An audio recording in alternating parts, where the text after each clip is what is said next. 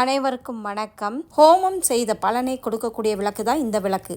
நம்ம வீட்டு பூஜை அறையில் இந்த மாதிரி அழகாக கோலம் போட்டுக்கிடுவோம். நம்ம வீட்டு பூஜை அறையில் நம்ம பஞ்சகவ்ய விளக்கு ஏற்றணும். பஞ்சகவ்ய விளக்கை கிருத்திகை, அமாவாசை, பௌர்ணமி, அடுத்து சிறப்பான நாட்கள் வெள்ளிக்கிழமையில் நீங்கள் ஏற்றலாம். இதை ஏற்றுறனால நம்ம வீட்டில் பாசிட்டிவ் வைப்ரேஷன் கூடுது. என்னுடைய பூஜை அறையில் பஞ்சகவ்ய விளக்கு நான் வச்சுருக்கேன்.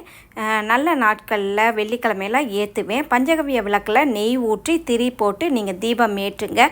இது ஹோமம் செய்வதற்கு சமம். பசுவில் 33 தேவர்கள் இருக்காங்க. பசுவிலேருந்து கிடைக்கக்கூடிய 5 பொருட்களை கொண்டு பஞ்சகவ்யம் தயாரிக்கப்படுது. இதை ஏற்றுவதனால கடன் பிரச்சனை, கண் திஷ்டி, நோய் தொந்தரவுலாம் இந்த விளக்கு ஃபுல்லாக எரிஞ்ச பிறகு அதுலேருந்து கிடைக்கக்கூடிய சாம்பல் தெய்வீக விபூதிக்கு சமம். அதை வச்சுட்டு போகிறனால நல்லதே நடக்கும்.